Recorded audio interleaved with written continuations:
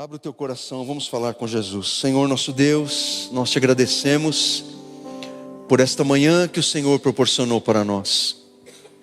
Obrigado, Jesus, pelo teu povo reunido. Este é o melhor lugar que nós poderíamos estar, Senhor, porque o Senhor tem nos dado este privilégio, esta alegria, esta bênção. Obrigado, Senhor. Obrigado por tudo aquilo que o Senhor já realizou em nossas vidas nesse culto, por aquilo que o Senhor já falou, por aquilo que o Senhor já comunicou às nossas vidas. Senhor, obrigado pelo teu Espírito Santo que age livremente em nosso meio, em nossas vidas. Mas nós queremos mais de ti, Senhor. Queremos receber a palavra do Senhor e que ela encontre em nossos corações um solo espiritualmente fértil, para que a semente santa da palavra do Senhor, ela encontre um lugar propício para criar raízes profundas e assim, Senhor, produzir transformação em nossas vidas, para que os teus propósitos se cumpram em nós. Senhor, fala com aqueles que entraram aqui abatidos, aflitos, quem sabe pessoas desesperadas, em busca de uma resposta, em busca da palavra do Senhor que é luz para os nossos caminhos, é lâmpada para os nossos pés. Senhor, fala com todos nessa manhã, edifica o teu povo, exorta a tua igreja, consola aqueles que precisam ser consolados. É o que nós oramos e te pedimos em nome de Jesus, amém. Quero convidar você a abrir a sua Bíblia no livro de 2 Crônicas, capítulo 20, e nós leremos os 3 primeiros versículos, amém? Então vamos lá, diz assim a palavra de Deus, em 2 Crônicas, capítulo 20, versículos do 1 ao 3. Depois disto, os filhos de Moabe e os filhos de Amon, com alguns dos meunitas, vieram a peleja contra Josafá, que era o rei de Judá. Então vieram alguns que avisaram a Josafá, dizendo: grande multidão vem contra ti, da além do mar e da Síria. Eis que já estão em Hazazon Tamar, que é em Gedi. Então Josafá teve medo. Outra tradução diz alarmado. Outra tradução diz ainda perturbado. Josafá teve medo, ficou alarmado, perturbado, e se pôs a buscar ao Senhor, e apregoou jejum em todo Judá. Amém? O título dessa mensagem é: quando o medo bate a porta. Quem aqui já teve essa experiência? Com certeza a maioria de nós já teve essa experiência de ouvir um barulho estranho na porta da sua casa no meio da madrugada. Quem já teve essa experiência aqui? Né? Algum tempo atrás a Nil estava com uma insônia, às 3 horas da manhã, e ela estava lá acordada na sala, e ela ouviu a maçaneta tentando ser aberta assim. A maçaneta da porta se movimentando às 3 horas da manhã do apartamento, gente. Essa mulher ficou apavorada, foi me acordar. Eu acordei assim com o coração acelerado. Estão invadindo a casa, estão invadindo o apartamento. Aí chegamos lá, não tinha ninguém no corredor. Alguém que chegou bêbado, foi na porta errada, viu que estava na porta errada e foi. Né? Mas você imagine, irmãos, o desespero. E você que já passou por isso, certamente você ficou com o coração acelerado. Normalmente a esposa acorda o marido, não é isso? Não é assim? Eu nunca vi nenhuma feminista falar assim para o marido: deixa que eu vou. Nunca vi nenhuma feminista falar isso, gente. Eu sou feminista. Vai alguém bater na sua porta 3 horas da manhã, essa mulher vai lá, ela vai acordar o marido. Ela vai acordar o marido, e o marido vai acordar assim, vai chegar lá com o coração disparado, sangue pela boca, querendo proteger a sua família. Então uma situação como essa é uma situação que gera medo, o coração fica disparado. O medo não é nem tanto por causa do barulho que você ouviu na porta, mas pela incerteza Quem está do outro lado da porta?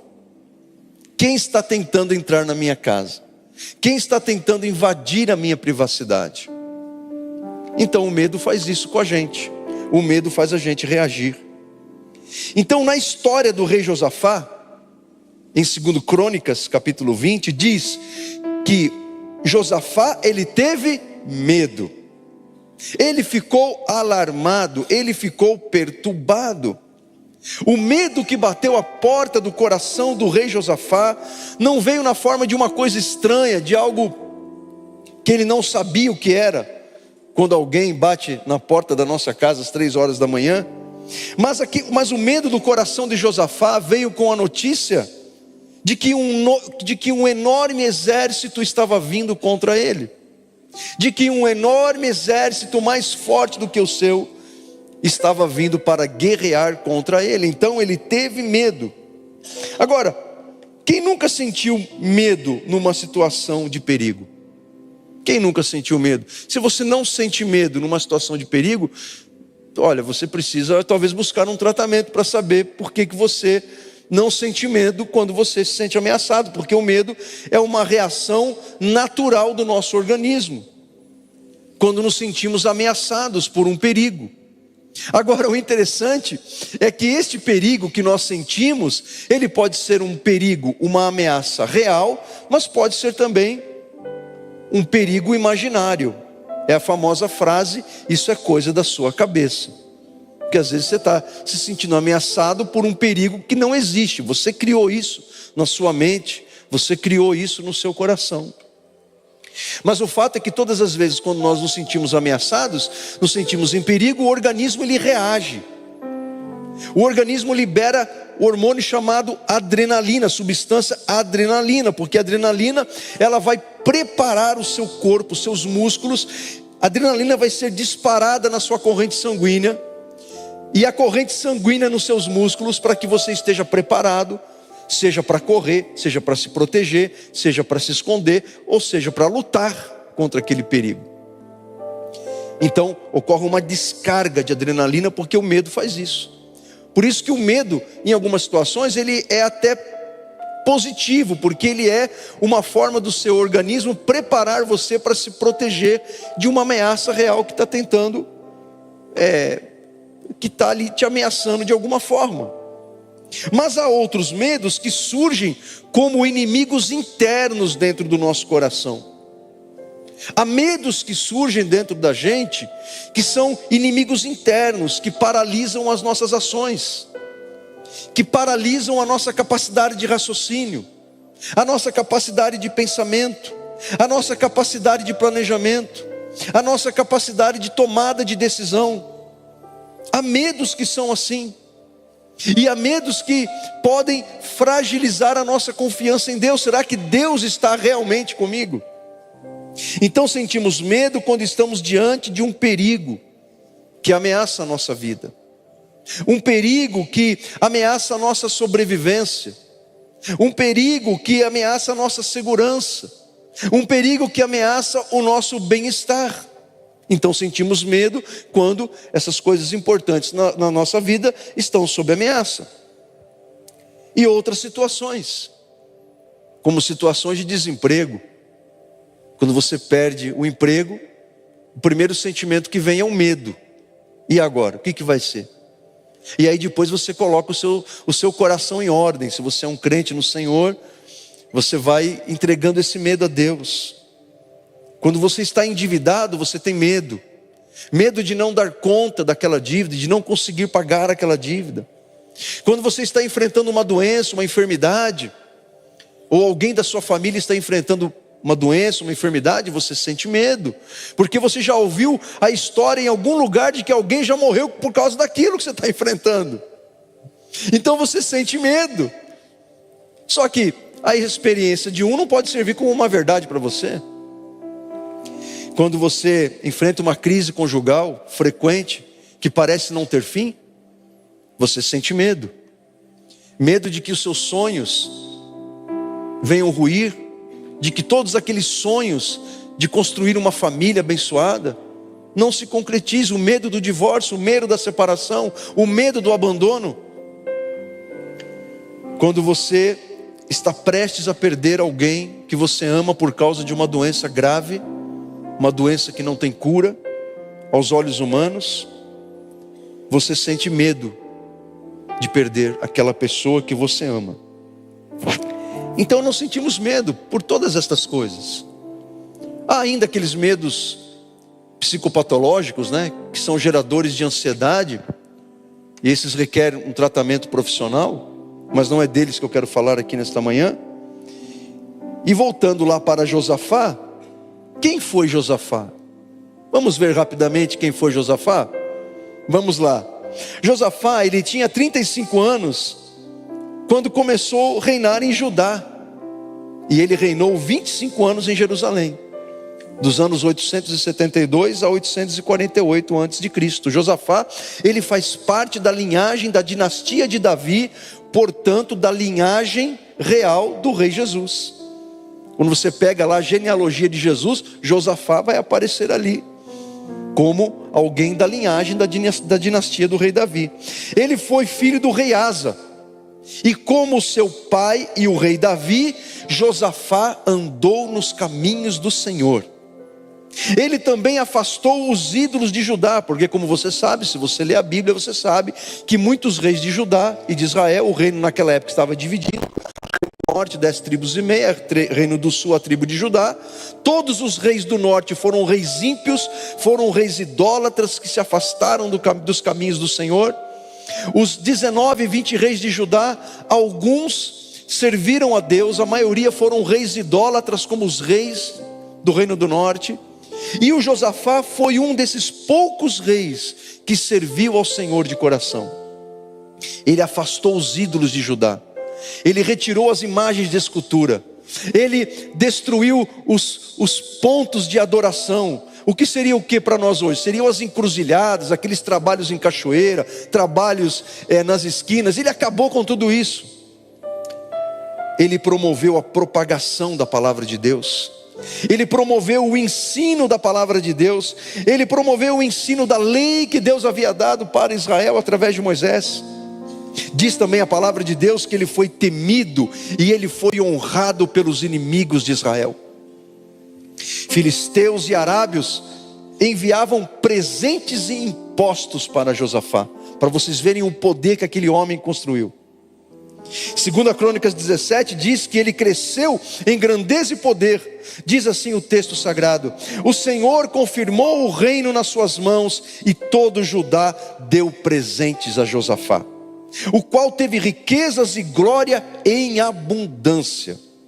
Josafá foi ficando cada vez mais forte e construiu fortalezas e cidades armazém, onde ajuntou grande quantidade de mantimentos.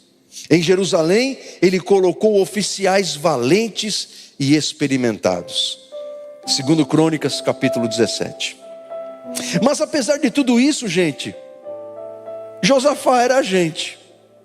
Apesar de todo este poder, apesar de toda esta glória, apesar de todo este domínio que ele tinha, e de toda a riqueza e prosperidade e poder que ele alcançou, Josafá era gente como a gente,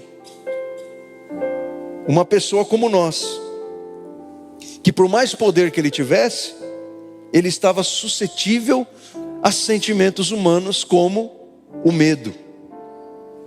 E quando o medo ameaçou a dominar as suas ações, ele reagiu contra o medo. Quando o medo ataca o teu coração, quando ele bate a porta do teu coração, como que você reage ao medo? O Josafá, ele reagiu ao medo que bateu a porta do seu coração. Mas uma coisa interessante é que, como aconteceu com ele, vai acontecer com a gente, acontece conosco, é que a gente não pode impedir que o medo bata a porta do nosso coração. A gente não pode impedir, é quase incontrolável, porque surgiu a ameaça, o nosso organismo reage àquilo. Nós não podemos impedir que o medo bata a porta do nosso coração. Josafá não pôde impedir que o medo batesse a porta do seu coração, mas ele pôde escolher para quem ele abriria a porta do coração. Quando o medo bate a porta do seu coração, você vai ter que decidir para quem você vai abrir a porta do seu coração. Você não precisa abrir a porta do coração para o medo. Você pode deixar ele do lado de fora, tentando entrar, e abrir a porta do seu coração de um jeito diferente, como Josafá fez. É isso que nós vamos aprender com ele. Então vejamos, para quem ele abriu essa porta, como ele fez isso. Vamos lá então. Primeira coisa que Josafá fez, veja aí, 2 Crônicas, capítulo 20, versículo 3.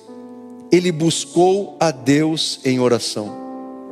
Então Josafá teve medo e se pôs a buscar ao Senhor, e apregoou jejum em todo Judá.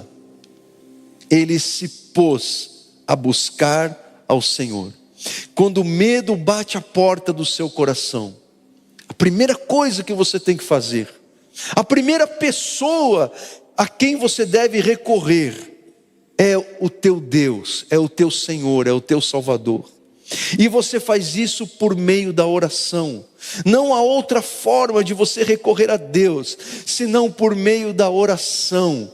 Deus, Ele pode se utilizar de muitas formas, de muitas maneiras, de comunicar a nós a vontade dEle que está na sua palavra. Deus, Ele pode usar de muitas formas. Jesus, Ele disse que Deus, se Deus quiser, Ele pode usar até as pedras. Deus usou uma mula, Deus usou Nabucodonosor para disciplinar o seu povo, um rei ímpio. Deus, Ele pode se utilizar de muitas formas para comunicar a sua vontade para nós, para o seu povo. Mas nós temos apenas uma forma de nos comunicar com Deus, que é por meio da oração. E você pode pedir para que outras pessoas orem por você, quando o medo bater a porta do seu coração. Mas você tem que orar, você tem que falar. O apóstolo Paulo, escrevendo aos Filipenses, ele disse: olha, que vocês entreguem a Deus toda a ansiedade, toda a preocupação de vocês, e façam isso por meio de oração e súplicas. O apóstolo Pedro falou a mesma coisa. Entreguem a Deus as suas preocupações, porque Deus, Ele tem cuidado de vocês. A primeira coisa que fazemos quando o medo bate a porta do nosso coração é buscar ao Senhor. É falar para Deus, contar para Deus o que está nos acontecendo. Alguém pode dizer: mas pastor, Deus já sabe o que eu vou falar. Deus sabe o que está no meu coração. É verdade. O Davi escreveu no Salmo 139, que antes dele abrir a boca, Deus sabe o que ele vai dizer. Mas ainda assim Deus, Ele quer ouvir a gente falar com Ele. Deus quer se conectar conosco numa comunhão íntima e profunda. E isso não é possível sem oração. Buscar ao Senhor. Quando você busca ao Senhor, você está entregando os seus medos a Ele. E o que está gerando o medo, porque o medo é apenas uma reação, a questão é o que está gerando o medo. E você está entregando a Deus todas estas coisas. E buscamos a Deus e oramos, porque o nosso Deus está vivo. O nosso Deus, irmãos, Ele não é um objeto feito pelas mãos humanas. O nosso Deus, Ele não é uma imagem de escultura que tem olhos mas não vê, tem boca mas não fala, tem mãos mas não podem socorrer, tem ouvidos mas não pode ouvir. O nosso Deus não está nas coisas, o nosso Deus não está na natureza. O nosso Deus é um Deus transcendente, Ele transcende as coisas que Ele criou. Ao mesmo tempo, Deus é um Deus imanente, porque Ele se comunica conosco. O nosso Deus é um Deus vivo e poderoso, que ouve a oração daquele que clama com fé. Podemos falar com Deus porque Ele está vivo. Podemos falar com Jesus porque Ele venceu a morte, Ele ressuscitou. Podemos falar com Deus porque o nosso Deus, Ele nos ouve quando clamamos com fé.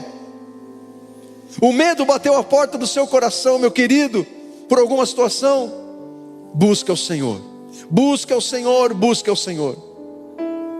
Em segundo lugar, o Josafá, ele continuou crendo na grandeza e no poder de Deus, e fez esta oração. Olha o que ele vai dizer a Deus na oração que ele fez.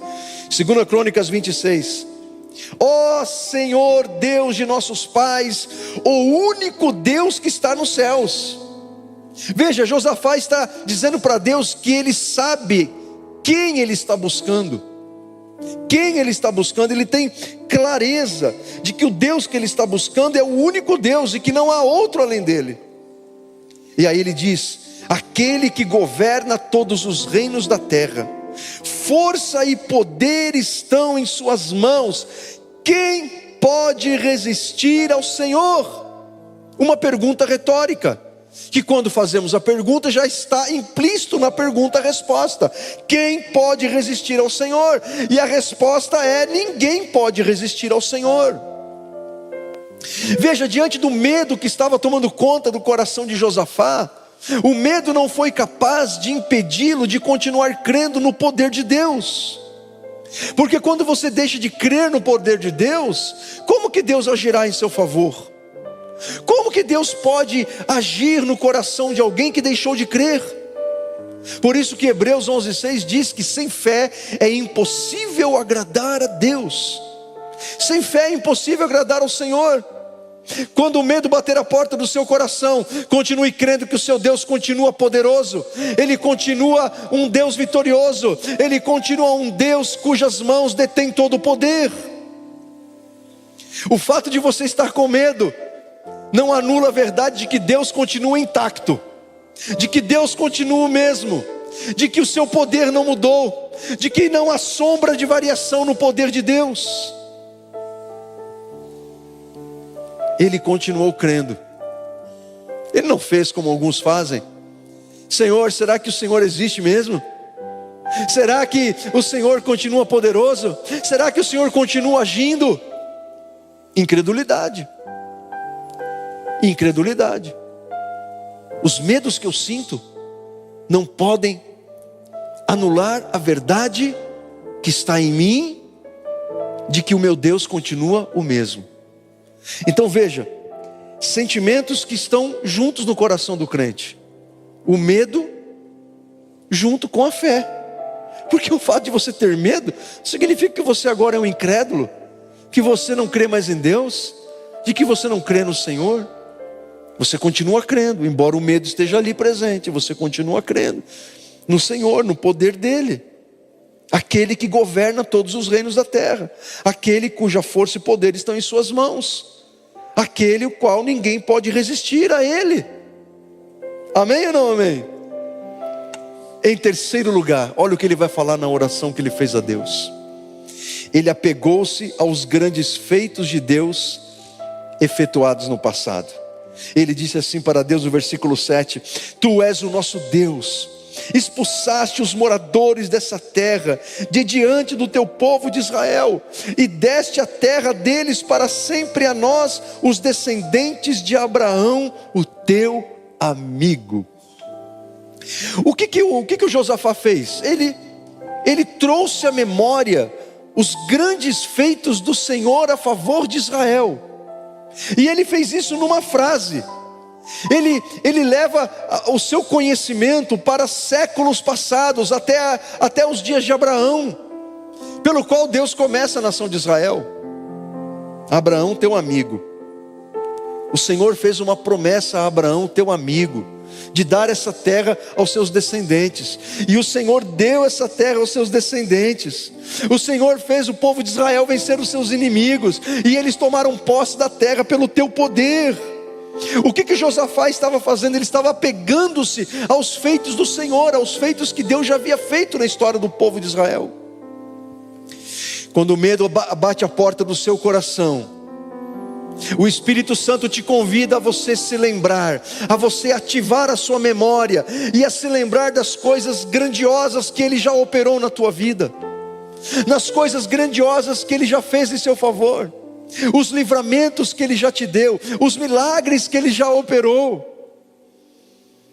Veja, o Josafá está falando para Deus de um acontecimento que havia acontecido há muitos séculos atrás, há mais de 1000 anos antes, no caso de Abraão.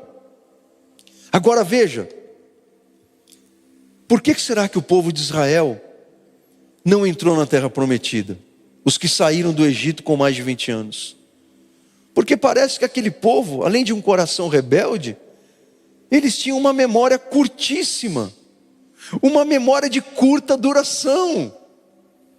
Porque eles tinham acabado de sair do Egito, vendo Deus operar maravilhas. vendo Deus operar coisas grandiosas, vendo Deus abrir o mar vermelho, e depois fechar o mar vermelho.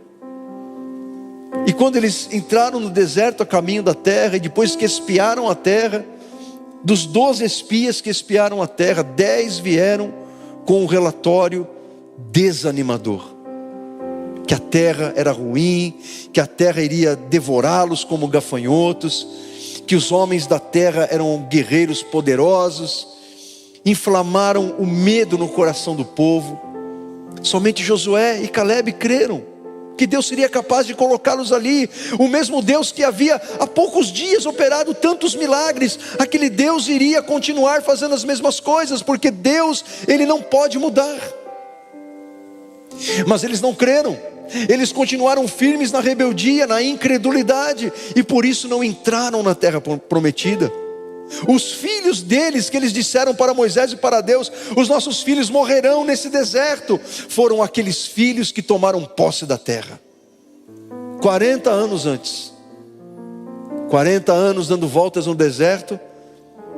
Uma viagem que era para ser 40 dias, durou 40 anos. Para 40 dias de espiar a terra que Deus estava dando para eles.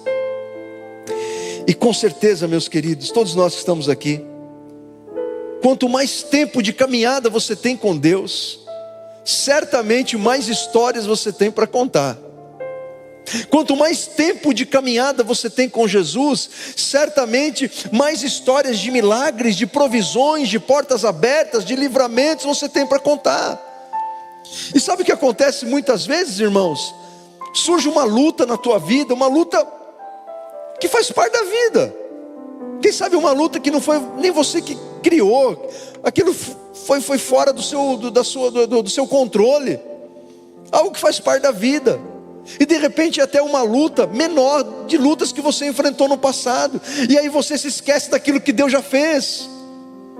Lembrar dos grandes feitos do passado é uma forma de você alimentar a tua fé, de você alimentar a tua esperança, de acalmar o teu coração, de você continuar crendo de que Deus que operou no passado continuará operando na tua vida hoje. Qual é o seu maior desafio hoje que você está enfrentando, que está gerando medo no teu coração? Aí eu convido você a lembrar-se apenas de um livramento que Deus te deu, de um livramento que Ele operou na tua vida. Como disse o profeta Jeremias no livro de Lamentações: trarei à memória aquilo que pode me dar esperança. E quando Jeremias escreveu isso, Jeremias estava vendo com os próprios olhos a destruição de Jerusalém, a destruição do templo, a destruição, morte de famílias por causa do pecado da nação. Eu ouvi por muito tempo as pessoas, principalmente os teólogos, os pastores, professores de teologia, dizendo: olha, Jeremias é chamado do profeta chorão. É um termo meio assim cômico, bem humorado, para dizer o porquê que ele escreveu o livro das Lamentações. Mas é uma forma de diminuir a figura de Jeremias, chamá-lo de profeta chorão. Porque quando olhamos a vida de Jeremias, a gente não pode olhar para Jeremias e rir do que aconteceu. Porque na verdade Jeremias, ele foi fiel e muito corajoso diante de tanta destruição que ele estava vendo, por causa do pecado do povo de Deus. Jeremias não pode ser chamado de profeta chorão, mas um profeta corajoso. Um profeta que amava Deus, um profeta que amava o povo de Deus, e estava sofrendo por causa do povo que ele amava. E Jeremias, num dos momentos mais tristes da história de Israel, em que ele estava sofrendo junto com o povo, ele disse: trarei à minha memória aquilo que pode me dar esperança. Esperança em meio à dor, esperança em meio ao sofrimento, esperança em meio às lágrimas, esperança onde a realidade dizia que não havia o porquê ter esperança. Mas ele disse: trarei à memória os feitos do Senhor. O que você pode trazer à tua memória, o que Deus já fez, para que a esperança nasça e seja preservada no teu coração. Em quarto lugar, como que o Josafá lidou com medo? Ele foi objetivo na oração. Ele foi objetivo, irmãos. Ele não ficou dando voltas para Deus. Agora os amonitas e os moabitas, junto com os edomitas, invadiram o nosso país. Interessante que esses três povos são originários da família de Abraão, né? Amonitas e moabitas, de Ló, que era sobrinho de Abraão, e os edomitas, que era Esaú, irmão de Jacó. Todos se voltando contra os seus próprios irmãos, genealogicamente falando. E aqueles três povos se ajuntaram com um exército enorme. E o Josafá, ele foi objetivo, ele não ficou dando voltas. O Senhor sabe, né, Senhor? Olha, tá, e fica dando... Não, objetivo na oração. Quando você está passando por alguma necessidade, meu irmão, e você vai levar a tua necessidade a Deus, você tem que ser objetivo. Senhor, eu estou precisando disso. Senhor, é isso que está me acontecendo. Senhor, é esse problema que eu estou enfrentando. Mas eu tenho vergonha de dizer certas coisas a Deus. É por isso que Jesus falou que quando você vai orar, você tem que entrar no teu quarto, fechar a porta, onde ninguém está te vendo, ninguém está te ouvindo. E ali você vai falar coisas para Deus que ninguém pode ouvir, só Deus pode ouvir, e Ele vai te entender. Porque ali você tem que ser objetivo. Você tem que ser objetivo. A objetividade aqui, no caso de Josafá, estava em dizer para Deus claramente, objetivamente, qual era o seu problema. Qual era o seu problema? Um exército muito mais poderoso do que ele estava invadindo a terra de Israel. E qual era a necessidade? Vencer aquele exército inimigo. O problema, invasores. A necessidade, vencer os invasores, expulsá-los dali, vencer aquela guerra. Objetividade. Quando você vai orar a Deus, você é objetivo ou você fica dando voltas? Você tem uma necessidade, você tem um problema a ser resolvido, diga claramente para Deus. Mas será que Deus vai se importar com isso? É uma coisa que não tem tanta importância, não tem tanta relevância. Jesus quer ouvir o que você tem a dizer para Ele. Ele quer ouvir o que você tem a dizer. De repente algo relacionado à sua intimidade, a sua intimidade sexual, a segredos que você tem no coração, que você nunca contou para ninguém. Diga para Deus. Sonhos que você não quer ficar espalhando para as pessoas, diga para Deus. Uma necessidade que você tem, diga para o Senhor. Seja objetivo na tua oração. Em quinto lugar, o Josafá, ele reconheceu a sua fraqueza. Ele reconheceu a sua realidade. Ao mesmo tempo que ele reconheceu a grandeza de Deus, ele reconhece que diante dessa grandeza, ele é um ser humano e o seu povo é um povo que tem fragilidades diante daqueles inimigos. Ele orou assim a Deus: nosso Deus, acaso não executarás tu o teu julgamento contra eles? E aí ele olha para dentro de si e para o seu povo. Porque em nós não há força para resistirmos a essa grande multidão que vem contra nós, e não sabemos nós o que fazer. O que nos parece é que esta oração foi uma oração pública. E um rei fazendo uma oração pública como essa, pública porque ela foi registrada, poderia denotar para Josafá um momento de fraqueza. E um líder não pode demonstrar fraqueza diante de uma situação desafiadora. Um líder não pode demonstrar fraqueza. O líder tem que demonstrar força, coragem, determinação, fé. Mas acontece que o Josafá, ele não está se dirigindo aos seus generais, aos seus comandantes. Ele não está se dirigindo ao povo, ele está se dirigindo a Deus. E diante de Deus, nós não podemos esconder quem realmente somos. Diante de Deus, temos que desnudar a nossa alma, reconhecer as nossas fraquezas, reconhecer a nossa dependência, reconhecer que não sabemos tudo, que não sabemos todas as coisas. É isso que o Josafá está fazendo. Ele está reconhecendo que, embora tenha um Deus tão poderoso, ele é frágil, ele é limitado, ele não tem todas as respostas. Ah, irmãos, como nós queremos ter todas as respostas, não é mesmo? A gente quer ter todas as respostas, e às vezes achamos que temos.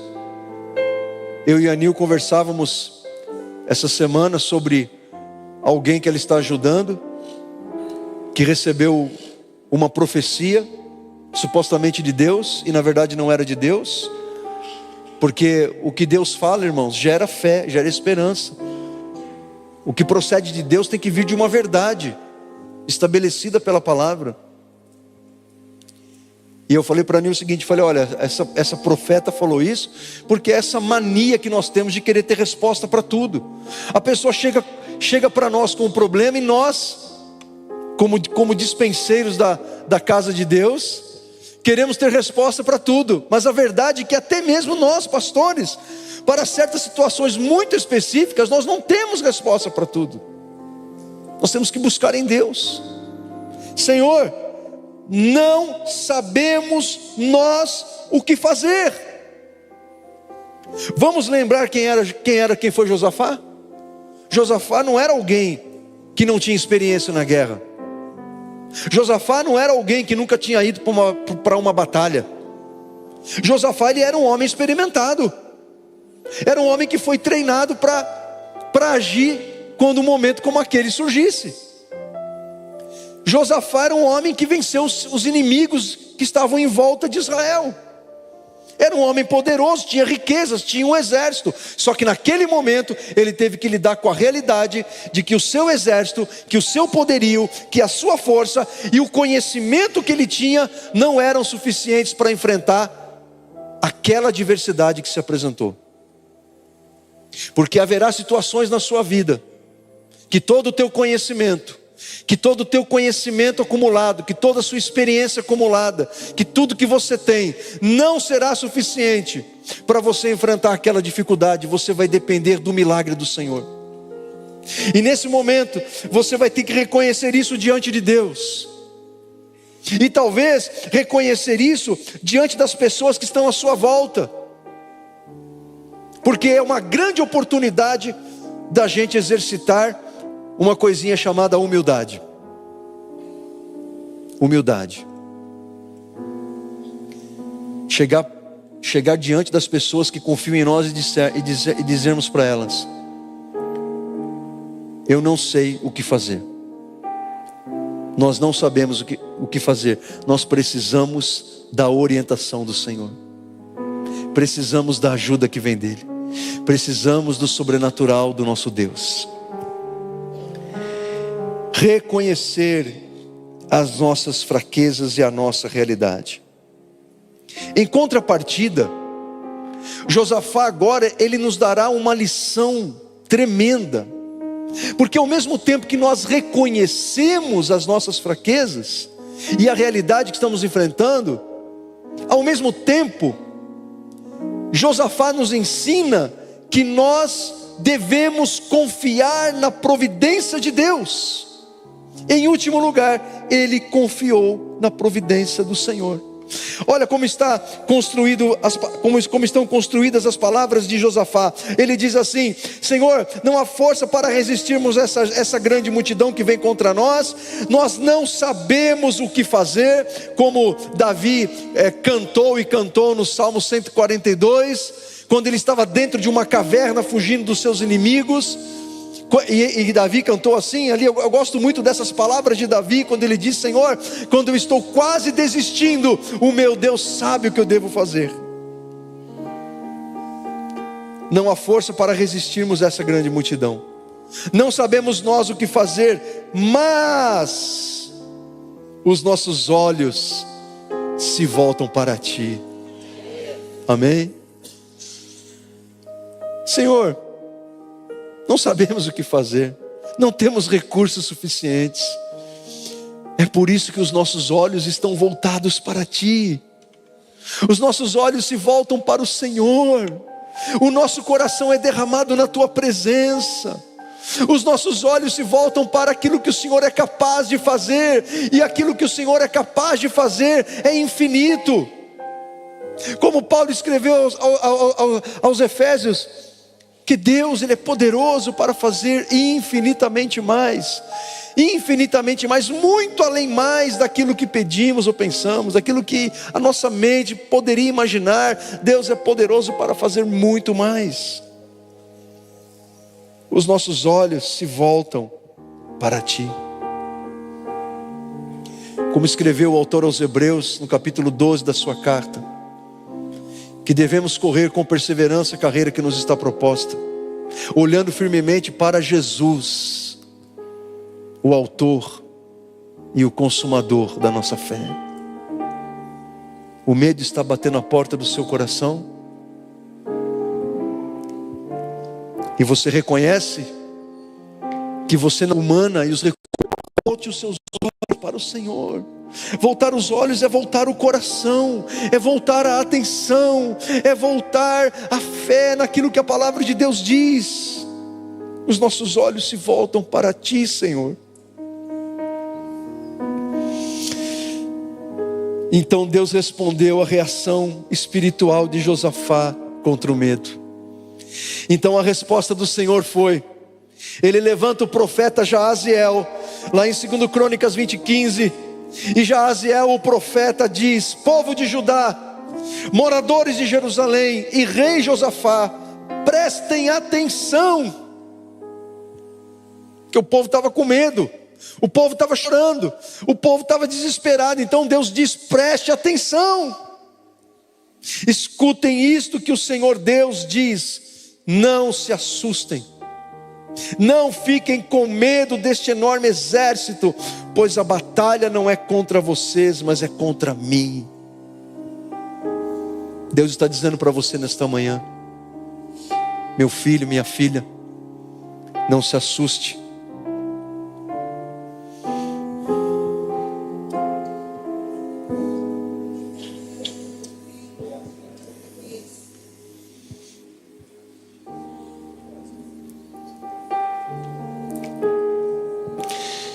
Ele diz para você nesta manhã: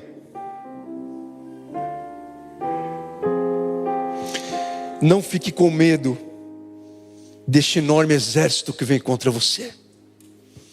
Não fique com medo daquilo que está gerando essa preocupação no teu coração, porque esta batalha é minha, meu servo, minha serva. E no versículo 17, Deus continua falando através do profeta: quando os encontrarem, ou seja, quando vocês encontrarem este enorme exército, vocês não precisarão lutar. Fiquem parados ali e verão como o Senhor Deus salvará vocês. Povo de Judá e moradores de Jerusalém, não se assustem, nem fiquem com medo. Marchem contra os inimigos amanhã, pois eu, o Senhor, estarei com vocês.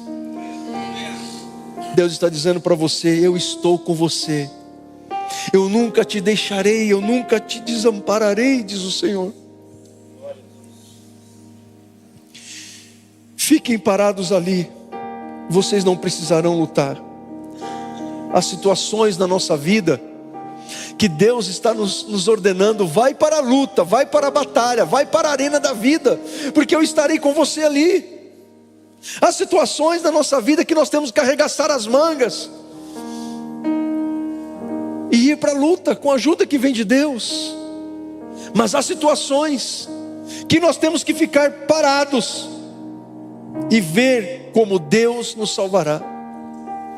Eu não sei qual que é a orientação de Deus para você nesta manhã.